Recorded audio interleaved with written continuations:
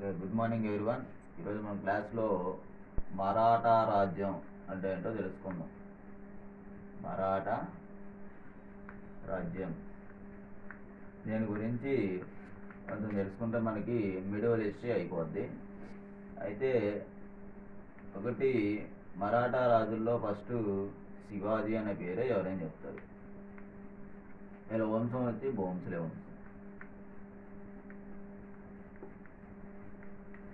వంశం. శివాజీ తర్వాత సంభాజీ, రాజారాం అని. ఈ రాజారాం అనే వ్యక్తి 9 మంది మంత్రులను ప్రవేశపెట్టుకున్నాడు. ఇతను 9 మంది మంత్రులు. ఇతను శివాజీ అనే వ్యక్తి అష్టప్రధాన్ అన్న పదవిని ప్రవేశపెట్టుకున్నాడు. అష్టప్రధాన్ అనే పదవులని ఏర్పాటు చేసుకున్నాడు. మొత్తం 8 మంది మంత్రులు ఉంటారు ఇతని యొక్క హ్యాండ్ ఓవర్లో. ఈ 8 మంది మంత్రుల గురించి ఖచ్చితంగా తెలుసుకోవాలి. అది సో రాజారాం వచ్చి 9 మంది మంత్రులు పెట్టుకున్నాడు. 9 మంది మంత్రులు. తర్వాత మనకి శివాజీ 2 అని, నెక్స్ట్ ఈ సాహో అని, రాజారాం. ఈ రాజారాంకి సంరక్షణగా ఉన్న వ్యక్తి ఎవరంటే తారాబాయి. ఎవరు? తారాబాయి రూలింగ్ చేస్తుంది. నెక్స్ట్ సాహో అని. తర్వాత రామరాజు. ఇంకా అవసరం లేదు, సాహో వరకు గుర్తుపెట్టుకోండి చాలు. అయితే మనకి ఈ సాహో కాలంలో 1707 నుంచి పీష్వాలు అధికారం, ప్రధానమంత్రి పదవి. పీష్వా అంటే ప్రధానమంత్రి పదవి.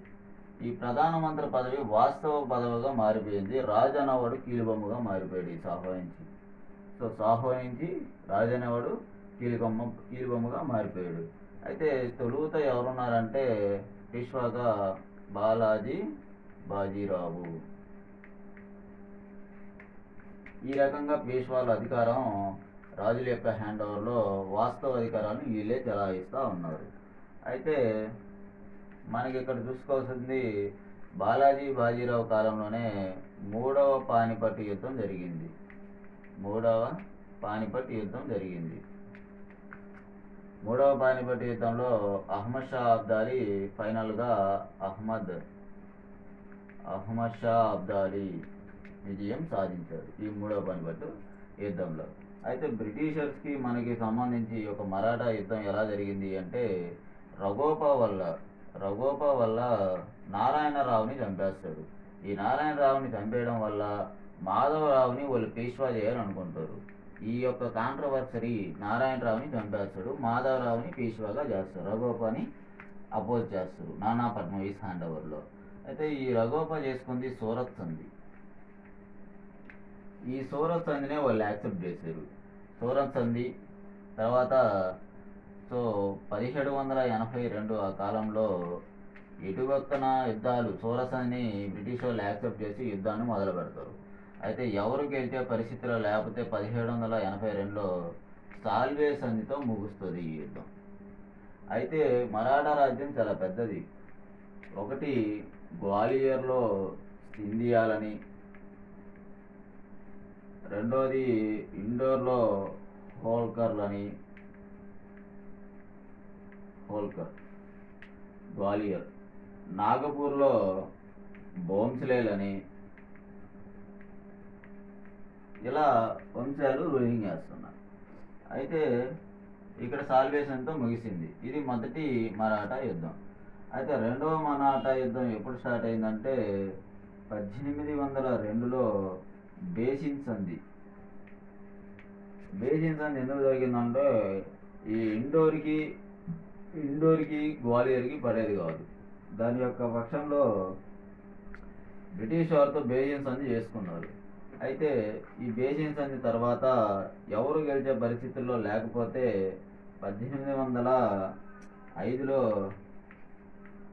రాజ్ఘాట్ సంధితో ముగుస్తుంది. ఇక్కడ కూడా గెలిచే స్థితి కనబడదు. ఇది బేసిన్ సంధి.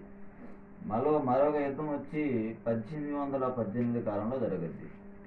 ఈ 1818లో ఈ ఇండోర్ హోల్కర్లని ఓడించి మాండాసోర్పై ఒప్పందం జరగడంతో మాండాసూర్ ఒప్పందం జరగడంతో మాండాసూర్పై సంధి చేస్తారు. ఈ యుద్ధంలో ఓడిపోవడం జరిగిపోద్ది. ఎవరు ఓడిపోతారు? హోల్కర్లు ఓడిపోతారు. సో ఆల్మోస్ట్ ఆల్ అందరిని ఓడిస్తారు.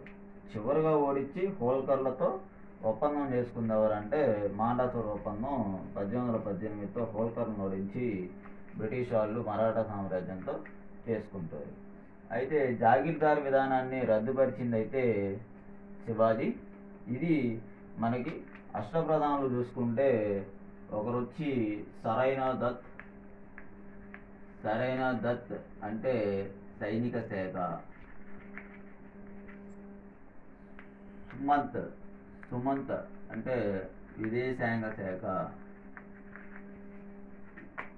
సో అదేవిధంగా మనకి గర్నివాస్ సమాచార శాఖ. ఈ రకంగా మొత్తం 8 మంది మంత్రులు ఉంటారు ఈ యొక్క శివాజీ కాలంలో. దీన్ని గుర్తుపెట్టుకోండి. సో ఇంతటితో మనకి మీడియల్ హిస్టరీ అయిపోయింది. వీడియో చూసే ప్రతి ఒక్కరు కూడా సబ్స్క్రైబ్ చేయకండి. సో కాబట్టి మనం నెక్స్ట్ క్లాస్లో మనం మోడర్న్ హిస్టరీ స్టార్ట్ చేసుకోబోతున్నాం. Okay, thank you.